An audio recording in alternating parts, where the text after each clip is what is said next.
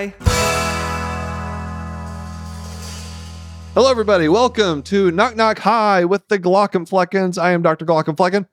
I am Lady Glauc and Flecken, also known as Kristen Flannery. And Will Flannery. Thank you all for joining us. It's Glauc talk time. We're talking to each other. Yeah, Glauc's talking. Talking Glauc. Did you say Glaucs of talking? Glauc's talking. Glauc's talking, yes. So I've got a number of things that I feel like we should discuss. Oh, excellent. Let's dive in.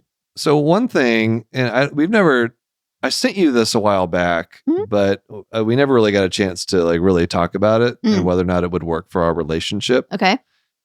We're just going to do it now in front of everyone. Sure. Cool. Why not?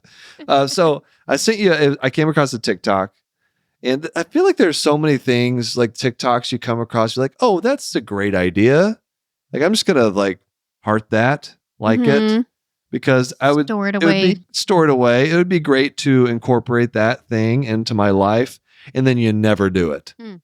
I've got a whole list of things in my TikTok likes folder of things that would be good for me that I'm never going to do. Yeah, just aspirations, never goals.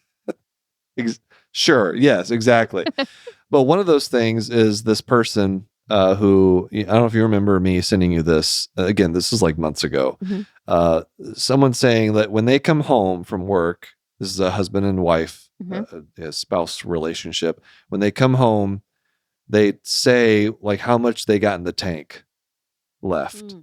They come home from work. They're like, I am a 2 out of 10.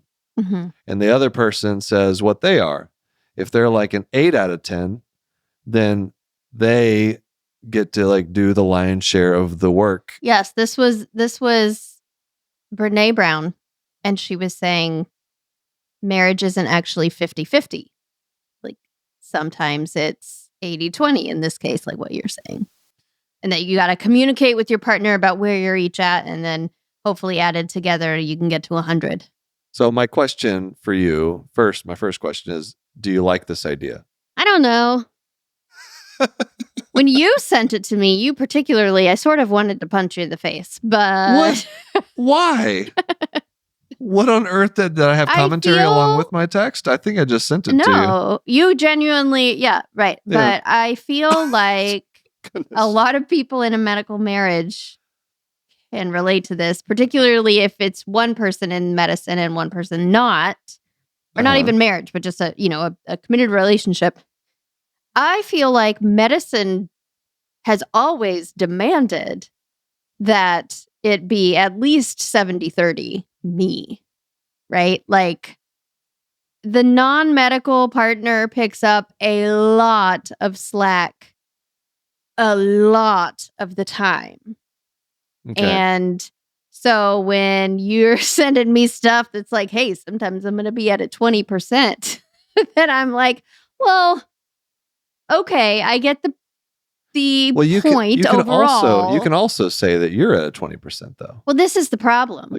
What if you're at 20% and I'm at 20%? Because you're always working really hard and I'm always working really hard. And so who's supposed to be the extra?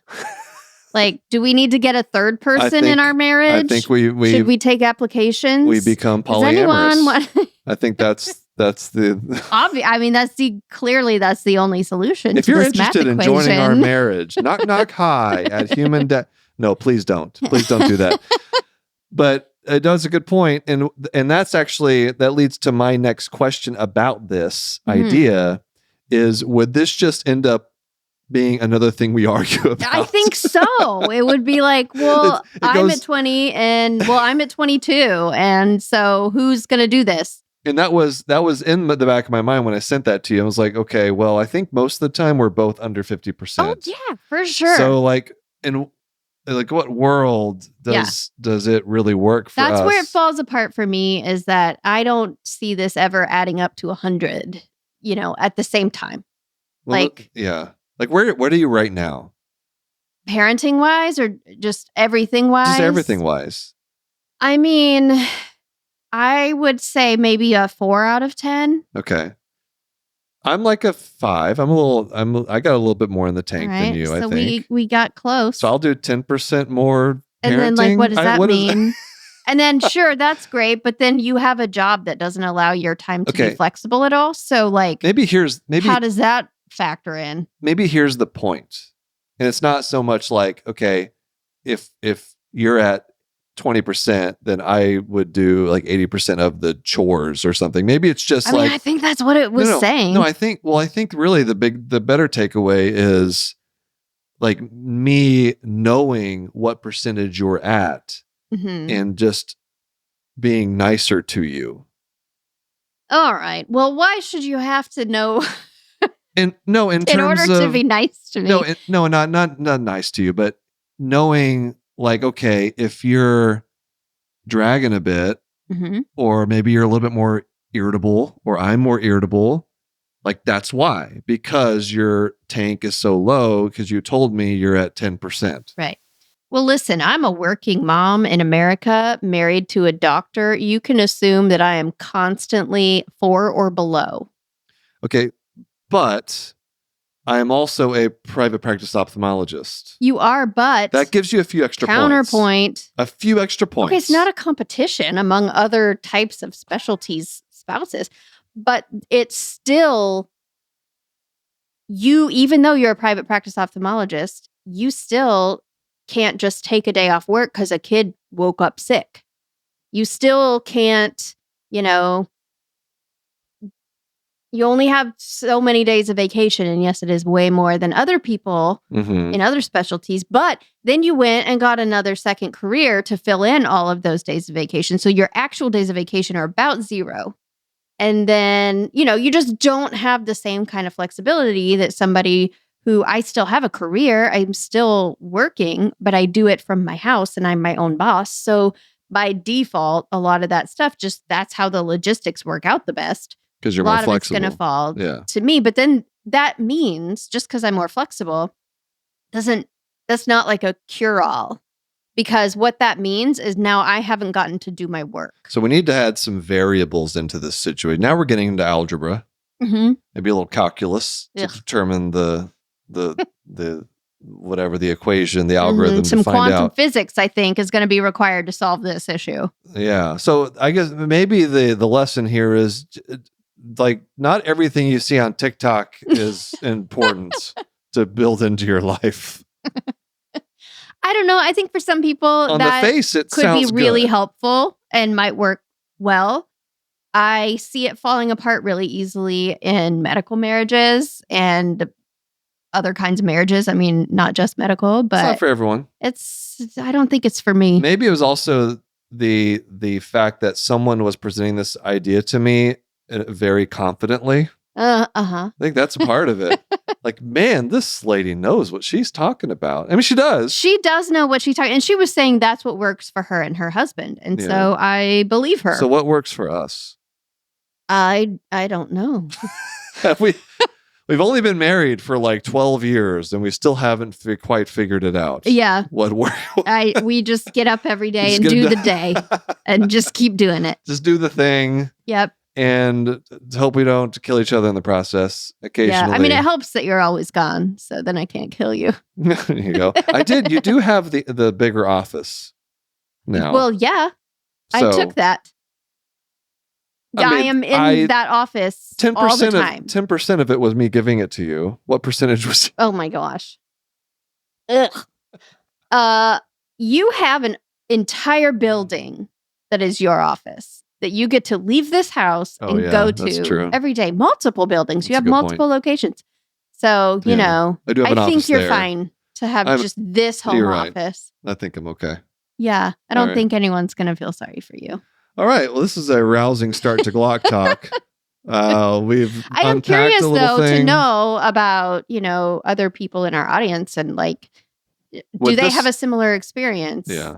Especially if they are like a half medical, half non-medical partnership. I mean, I feel like we do a good job of, like, we kind of both have tasks and things that we do, right? And then there are other things that we trade off a bit, like parenting duties to give each other evenings or times. The challenge, the biggest thing is finding time with each other. Yep.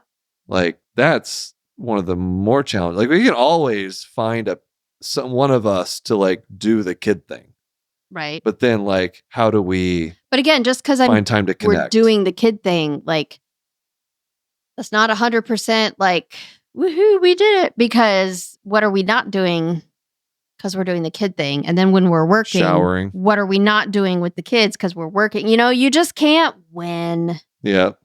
Personal hygiene. Yeah. Drinking water. Yeah. There's a lot that taking care of our doesn't bodies. happen. My eyebrows are a mess. They've always been a mess. You've got 2 caterpillars on your face. That's for a long time, like our entire time we've been together. It's been bothering me all day. Now that you're mentioning it, I have to fix it. I can't.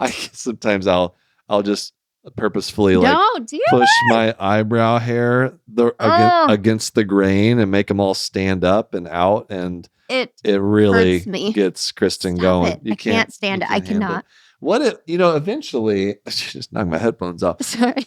Eventually, I'm not going to have the ability. I'm just going to be woolly. That's when you get like when I'm an old man. Yeah, I need to introduce you to I'm going to be facial trimmers. Like not your beard, the little bitty tiny ones that are like a cylinder that you can use like for eyebrows, trimmer. Nose hairs have trimmers. Mm-hmm. Yeah, there are solutions to these problems. There's things I can do. Technology that exists to make myself look presentable long into my life. Yes. Oh, good to know. All right. I've got some healthcare news for you. Should we take a short break? All right. Let's do it. Today's episode is brought to you by the DAX Copilot from Microsoft. DAX Copilot is your AI assistant for automating clinical documentation and workflows, helping you to be more efficient and reduce the administrative burden that causes us to feel overwhelmed and burnt out. To learn more about how DAX Copilot can help reduce burnout and restore the joy of practicing medicine, stick around after the episode or visit aka.ms/knock-knock-high. That's aka.ms/knock-knock-high. All right, back with a little healthcare news. This is more like healthcare news for like people who are interested in like med schools and med school admissions. Yeah, so maybe more of a healthcare topic. Yeah, it's a healthcare topic. I know I can only introduce one of these per episode before I just lose you completely. Yeah. So I'm glad you're at like 40% because I'm about to take you down to 10. All right, cool. All right. So you're doing everything tonight? You heard it here first. So they recently, I don't know who it is, but the med school match statistics came out recently. Okay. So basically, they take all the data, all the application data from all the med students who matched into all the different specialties, and they put them into these charts. And it gets released, and everybody talks about it. Okay. All right. So this happens every year. This happens every year. Okay. One of the biggest talking points on social media this time around has been the number of research experiences that med students these days are getting in order to try to match. Mm-hmm. So step one, you remember me studying for step one. Mm-hmm. All right. Whenever I took it, it was like a numbered test, like you got a number, right? Well, that went away. Now it's pass fail. And I would say a lot of people predicted this, but one of the unintended consequences of this was to just put more pressure on every other part of your application. Right. Including this idea that you need to do as much research as possible to try to get into more competitive specialties. Okay. And the reasoning from the powers that be is that that's the way that you show that you're dedicated to this field. Okay, I have a question already. Okay, what's your question? Do those specialties not have private practice? That's the thing. So yes, they do. So almost why is research the end all be all? That's a great question. What if you want to be 100% clinical? Then you're wasting your time doing research. Yes, absolutely. And that's the point. Dealing with patients.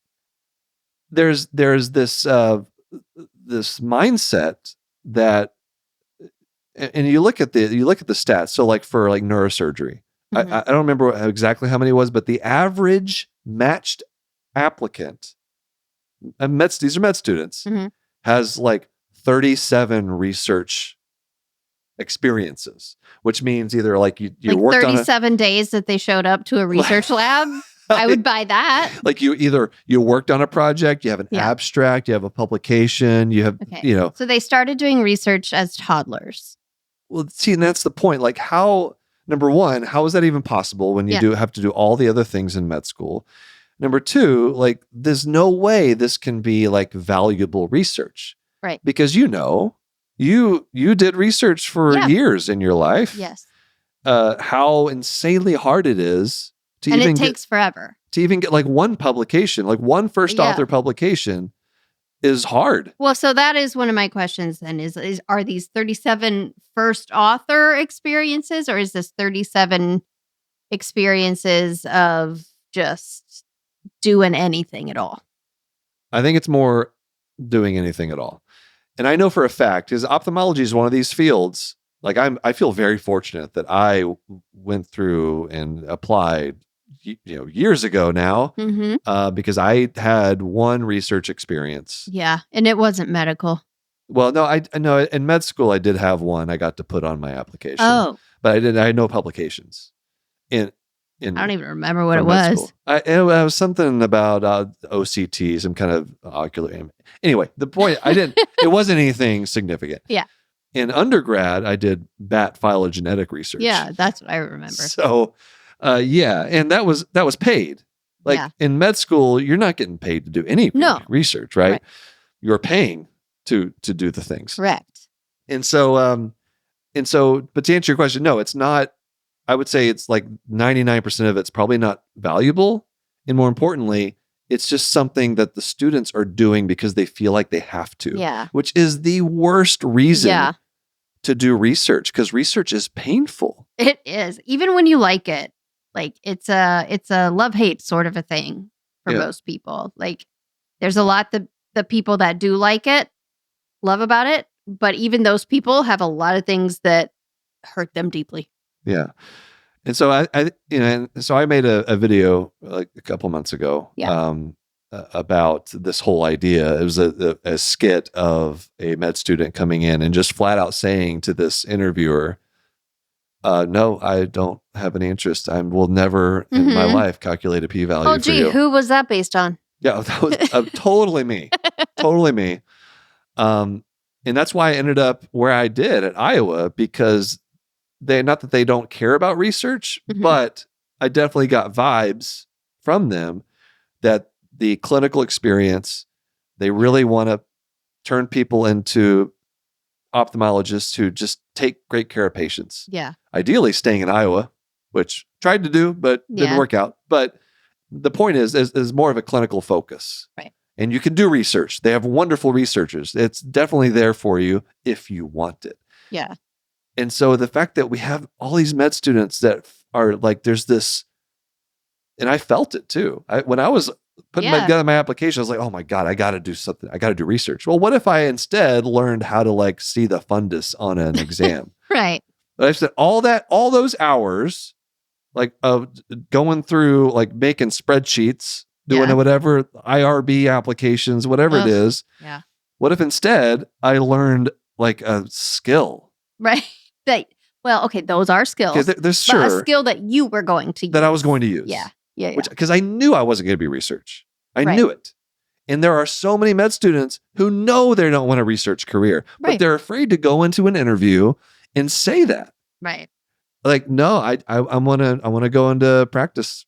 Yeah. I want to go to a community hospital. Right.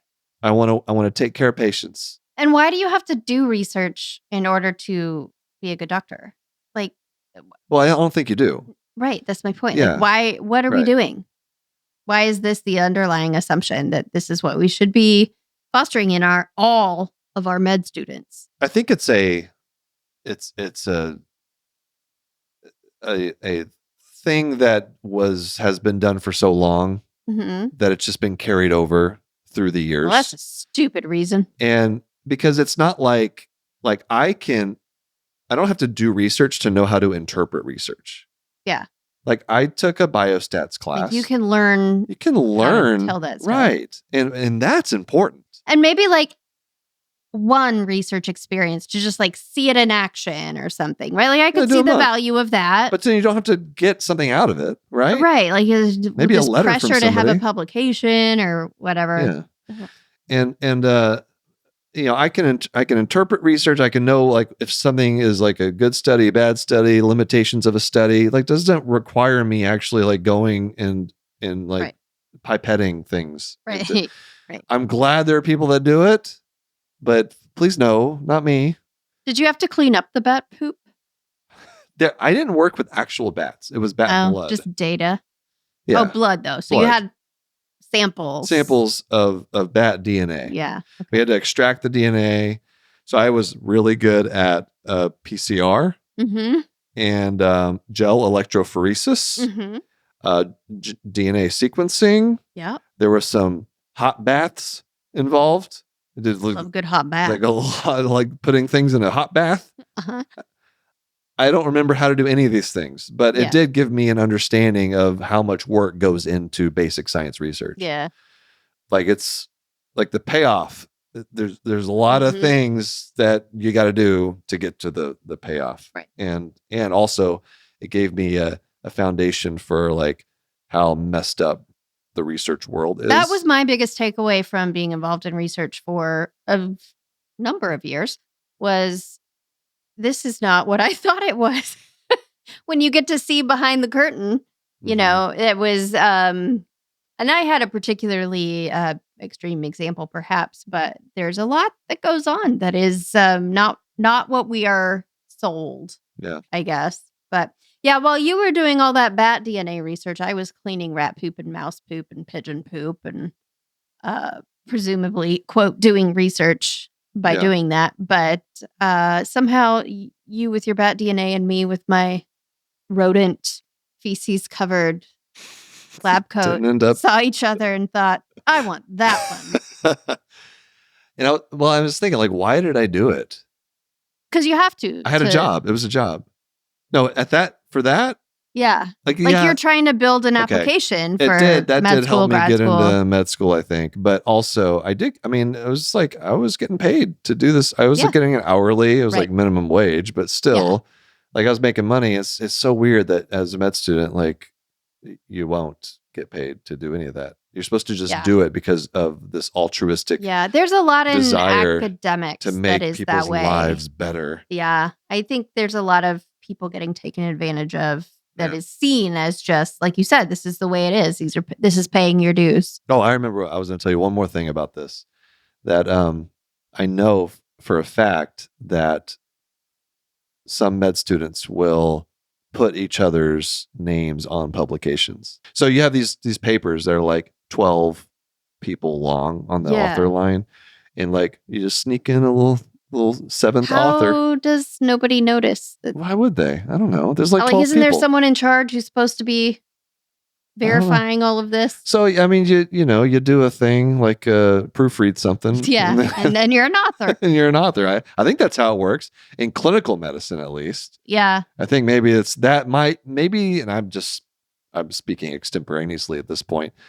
Maybe that's an area of research where you see more of this type of activity of just this kind of glut of things. Because there are always so many authors on medical research papers. Like it's a paragraph of authors. Right. Most times. So I don't know. Anyway, that's my healthcare news for you. All right. Well, so what do we do about it? I don't. You have no solutions. Well, it's. I guess, residency application committees, they need to have some way to more or less weed out certain applications. Like you got to have some kind of criteria for how you're going to evaluate these things. Like ideally you take a holistic approach to someone's application, right? Like what does that mean? Is that, I guess you have to look at every single piece of it. Their personal statement, I honestly think personal statement and letters of recommendation. Like, don't you feel like that? I feel like what someone says about you, it can really make or break your application. Yeah. What I don't love about that though is I like it, but it does have the one problem or many problems. But how do I say this? It puts a lot of the power in the faculty's hands, right? Yeah, like a faculty member can only write so many letters of recommendation. And so it sort of just shifts the problem downstream to now it's all the faculty that are dealing with, hundreds and thousands of students asking for letters. And how do you decide which one? Like, you can't write that many letters. I don't know. I don't know how you do. I don't know what is the best way, but it just seems to me like it makes sense that if you want to be an academic clinician, then research is important. If you don't want to be an academic clinician, then what are we doing? I always hated asking people for letters of recommendation. Yeah. Yeah. I had the worst one was I had this attending who was just dragging her feet. Like, what, I needed it. I had to keep reminding her to like send in my letter. This Maybe is she didn't want to for write residency. It. No, I know she did because I did a hell of a job on the rotation with her. It was just me and her. Mm-hmm. And then she finally submitted it from the plane as she was leaving to go to Africa for like 2 years. Oh no. I was a nervous wreck. I was like, I can't believe this is about to sink because I needed that letter. Mm-hmm. She did, but it was like procrastination to the nth degree. Yeah. It was bad. I remember that. You say that. I remember you being very nervous. So stressful. So stressful. I'm glad I don't have to apply for anything anymore. For now. Yeah, at Unless the moment. I lose my job Who based on knows? something I say Who on a knows podcast. what happens? I don't know. All right. Let's take one more break and we got a couple other things. All right. Hey, Kristen. Yeah. I think you've been neglecting our little friends here. Oh. Do they need some attention? They do, from you in particular. Oh, okay. Yeah, they're your favorite, the Demodex mites. Love it. Love a good mite. They're so cute, but they can cause problems. Yep.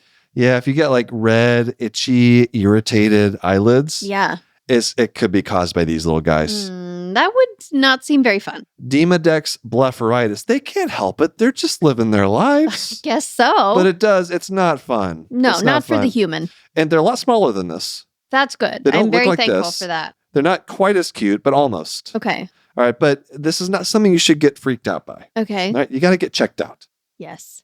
To learn more about how Demodex blepharitis can affect you, to find out more, you go to eyelidcheck.com. Okay. That's EYELID check.com to get more information about Demodex blepharitis. How about some lore, some Glauc and Flecken lore? All right. People want to hear about this stuff. How about the neurologist? Yeah, we had a comment on one of our previous episodes that somebody wanted to this is on, know the neurologist backstory. So we always go through the YouTube comments, by the way. So if you want to, if you're like allergic to email or something, you can always email us, knock@human-content.com. Or you can go to our YouTube channel at Glauc and Fleckens. We have all our podcast videos there, and you can comment there. We go through those comments. This is a pretty new channel too, so it's easy to see all the comments. Yeah. And so go through there. We had at Old Dion 9863 said, I need the neurologist backstory. I must know how the sword of insults was forged so sharp. What a wonderful comment. I love that. I love that too. That imagery is beautiful. So the neurologist is loosely based on one of my actual neurology attendings, who was, I would say not condescending, but very matter of fact, and spoke in a very high language, like very like high vocabulary and just very proper, and also had a British accent. Oh boy. I wasn't going to try to do that during my skits. Yeah. Do not ask me ever to do an accent. I can't. There are limits to my acting ability, and it does not extend to accents. Yeah. But so it is loosely based on that. And it was a great attending, but we all kind of made fun of him just for, that's what you do as a student. You make fun of your attendings. Affectionately. The insult part of it was initially because, I needed the neurologist. I always view neurologists as very smart. And this guy that I based my character on, incredibly brilliant. And so I was like, okay, this is gonna be very smart, but what if he is so smart that he lords his intellect over everyone else? Mm-hmm. And so I was like, I started to really just try to think of insults, like neurology based insults. Right. So basically the way I would do it is I would try to come up with an anatomic structure in the brain mm-hmm. and make a joke about it, which was, I would sit here and writing those neurology skits. I still do. Every time I try to have the neurologist, it's always a slog trying to write those skits, because I for literally hours, I'll sit and just try to think of insulting things to say mm-hmm. using metaphors for the cerebral cortex and how wrinkled the brain is, or the midbrain, or the limbic system. I don't know. I have a neuroanatomy book open. Yeah. I'm like, okay, what's funny about the red nucleus? Right. It's become harder and harder because I don't want to repeat myself, right? Yeah. And then I end up with things like, calling someone a 6 foot tall white matter lesion, right, or a real life walking homunculus, which is just ridiculous. Yeah. So anyway, it's so funny. The neurologist is one of the, I would kind of say, a polarizing character. I think a lot of people like the neurologist, except for neurologists. Really? They don't like it? I did get hit or miss. You know what? Most of the characters, I will get positive feedback from the people in that specialty, but I don't really get any feedback about the neurologist. They're just quiet. So they're just quiet. I don't think they want to say anything bad because they know it's, I'm just having fun, but they don't say, oh, I love the neurologist. Right. So I think that's telling.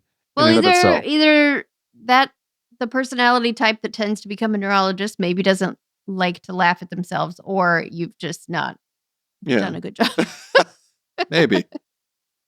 But it is a really fun character. I love it. I love those, that's one of the neurologist goes to therapy is one of my favorite therapy sessions. I love the back and forth with them. But yeah, that's one of the hardest characters to write. It takes me a while to try to come up with it. And because if I'm going to write insults, they got to be smart insults, right? Because otherwise it's not interesting to listen to. It just feels like bullying. Yeah. But if it's outrageously, literally watching, have the neurologist watch a neurotransmitter traversing the synaptic cleft. Right. Oh, there it is. Yeah. That stuff like that. And that is just, I don't know. It takes me a while to come up with that stuff. So that's why I haven't had the neurologist. If you're going to insult somebody, you have to be 100% accurate, or else joke's on you. But so that's kind of the background of the neurologist. We don't know. Oh, he's the brother of the neurosurgeon. Yes. That's the other piece of lore. And he has an inferiority complex with his brother. That's right. He does. So, and their dad is also. Oh, their dad is a neurologist. Yeah. The dad is a neurologist, and he has a neurologist son and a neurosurgeon son. Yes. And he favors the neurosurgeon son, right? I feel like he did. I think so. Now you're questioning my own knowledge of my own lore. I'm telling you, we need a whiteboard. I know. It's getting to be pretty complex. It's hard to keep it all straight. Yes, it is. Okay. Should we do one more thing? Okay. You do some marriage advice? Oh, okay. So this is when we because we don't have actual people who are emailing us asking us to fix their marriage. So I can't imagine why. I don't know. Clearly, if you've been listening to this, we know what we're talking about and know how to not get divorced. So it's easy. You just don't do it. Just don't. Just be so tired that who has the strength to get lawyers? Exactly. That's just so much work. We'll absolutely. We're doing a great job being married to each other. Okay. So here's so what we did instead was asked ChatGPT. Okay. For a marriage problem. That's right. ChatGPT gets interesting sometimes. So this marriage problem is called the sleepwalking chef. So here's the problem, which is actually kind of true to life. To like, there's this one creator on TikTok that's like has a sleepwalking problem. It's got a huge following. Creates content around it. Yes, that would be hard to do because you're asleep. No, they put cameras out. Yeah, she's doing all kinds of stuff. Oh wow, she's like saying complete sentences, walking outside. I mean, you do. That she could be has you. a good sense of humor about it. Yeah, it's hilarious. Yeah, it's hilarious, but also like kind of dangerous. Right. Yes, so, I have. Well, we can go into it, but you can relate to this issue. Okay, well, a little bit. All right, here's the problem. One partner develops an unusual habit of sleepwalking, but not just aimlessly wandering. They sleepwalk into the kitchen and cook elaborate meals in the middle of the night, using up groceries and leaving a huge mess behind. In the morning, they have no memory of it, while the other partner wakes up to a chaotic kitchen and wasted ingredients because nobody eats the food. The non-sleepwalking partner is frustrated by the mess and the cost of constantly restocking groceries, while the sleepwalking chef feels guilty and embarrassed but can't control their behavior. This leads to tension and frequent discussions about sleep hygiene and safety. What should they do, Kristen? Yeah, I don't know. You do a little bit of this. You don't go as far as... What do I do? You don't go as far as cooking meals, but... when you were a kid, you had night terrors, and I don't think you have night terrors anymore. But what you do, I remember about my night terrors. I have two vivid like flashbulb memories. Yeah. One is my dad walking me on the sidewalk outside our house. Yeah, because you woke up while you were out there. I woke up while I was walking. Yeah, and we had like our living room, dining room, kitchen was like made like a circle. And so the other thing I remember is just waking up, walking in a circle in our house. It's like walking. He's like walking me, like getting up. And they were pretty bad. Your dad was walking. Yeah, my dad was walking me. Like he would get me out of. So I don't think try to wake you up. What was with the walking? I think it was just I don't know. I think he would come into my room. I would be sitting up in bed, like maybe even standing, like screaming. Yeah. Which, God, how terrifying. I know. And so, I mean, terrifying for the kid, and then also terrifying. Can you imagine as a parent? Yeah, and I guess it just walking like helped me to wake up, maybe. Yeah. So he's just like, okay, come on, let's just go for a little stroll. Yeah. So, but anyway, let's wake the rest of the house up with this screaming child. So what do I do now? Now, right, you don't do the screaming, thankfully, but that really freaked me out. I just have cardiac arrest. That's all I do now. In your sleep now. What do I do now? Ever since I've known you, you have talked a lot in your sleep, and you move. Is it mumbling or is it like No, you're talking. Okay. You're like really talking. Sometimes your eyes are open, and that's kind of freaky. Because you're asleep, but your eyes are open and you're talking and you're looking at me.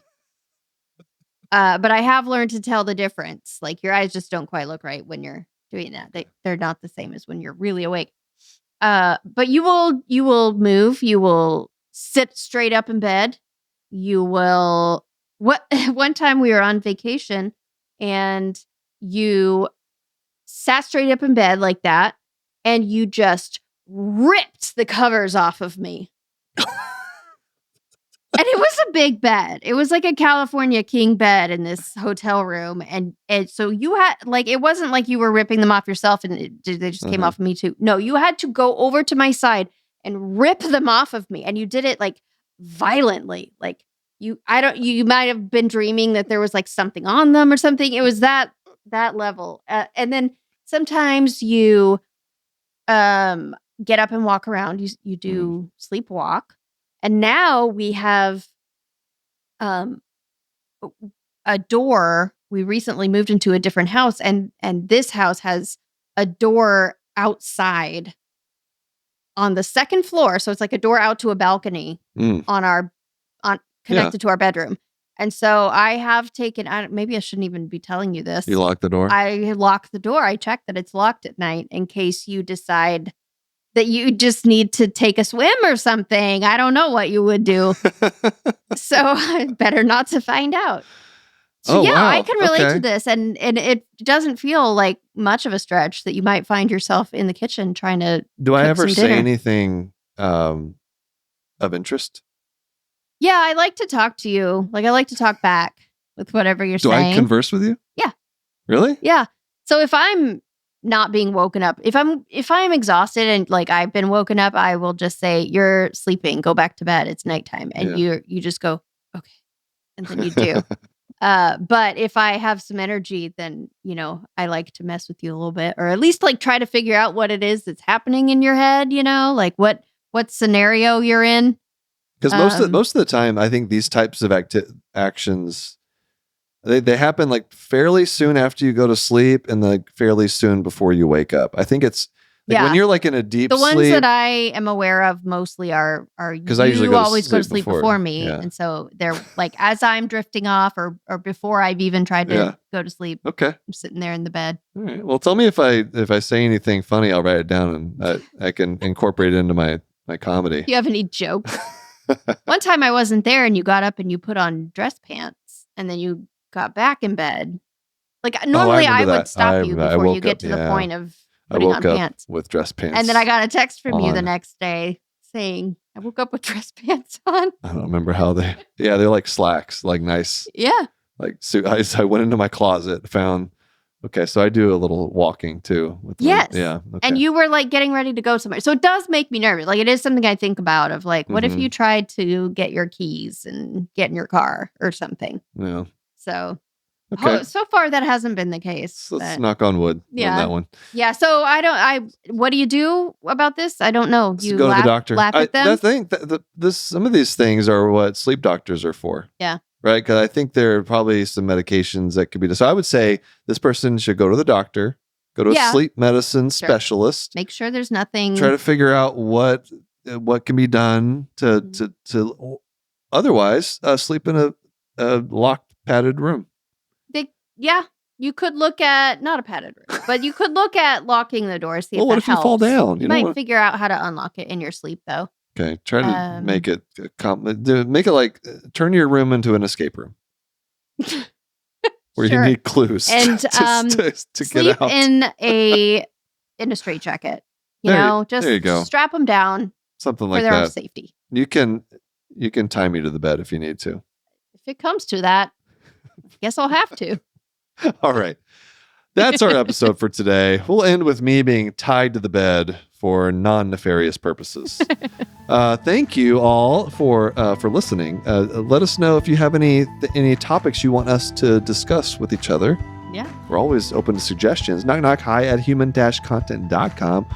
Or you can also leave a comment on our YouTube channel. We don't always have time to respond to all of them, but we do try to look at them and read them. Yeah, we can respond to them here on this podcast. So you got to listen. Yeah, that's right. So if you subscribe and comment on our your favorite podcasting app or on YouTube, we can give you a shout out like we just mentioned at Stacy Sells 1122 on YouTube on the Dr. Jen Gunter episode. Said, so this is 100% not safe for work, but there's a hilarious recap of comedian Bert Kreischer handling his second daughter's first period. We talked about that with her. Inclusive of throwing a period party. The too long didn't read version is, Will, you should be prepared just in case you get the call. Yeah, I never know. Absolutely. Maybe I'm out of town that day. Brett Kreischer, I think that's the guy that does stand up shirtless. Oh, yeah. That's like his shtick. I've seen him, yeah. Full video episodes are up every week on our YouTube channel at Glauc and Fleckens. We also have a Patreon, lots of fun perks, bonus episodes, react to medical shows and movies, hang out with other members of our little community. We're there. We're active in it. Early ad-free episode access, interactive Q&A, live stream events, much more. Patreon.com/GlaucandFlecken or go to GlaucandFlecken.com.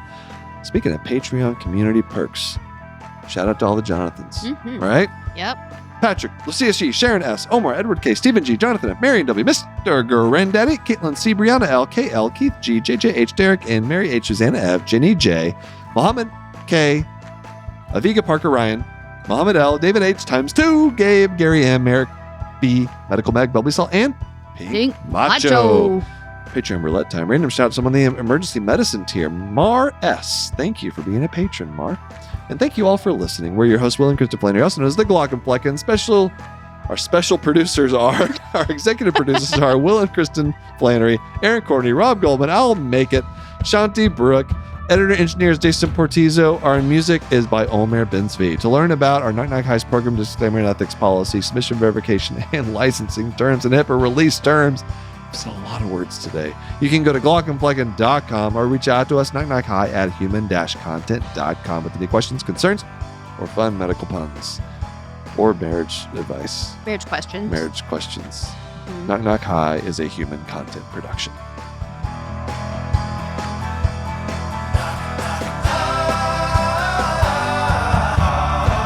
Knock, knock. Goodbye.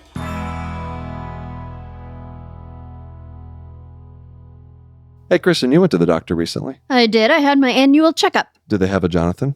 They had a virtual Jonathan. Oh. Yes. In fact, it was a DAX Copilot from Microsoft. Yes. Those things are amazing. I love them.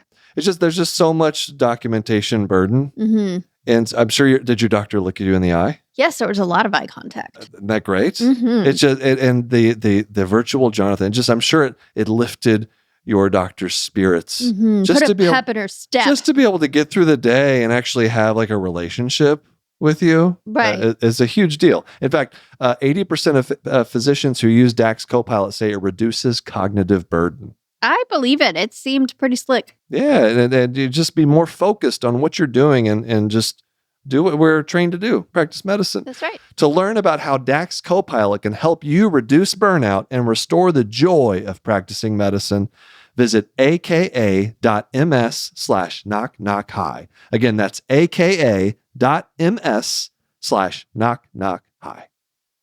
Thanks for watching the episode. You can find more on that playlist over there. If you prefer to listen or you just had your eyes dilated, you can binge full episodes wherever you get your podcasts, or join the party over on Patreon, where you get early access episodes, hang out with us, get lots of exclusive bonus content. Hope you subscribe, leave a comment below. Let us know what you think.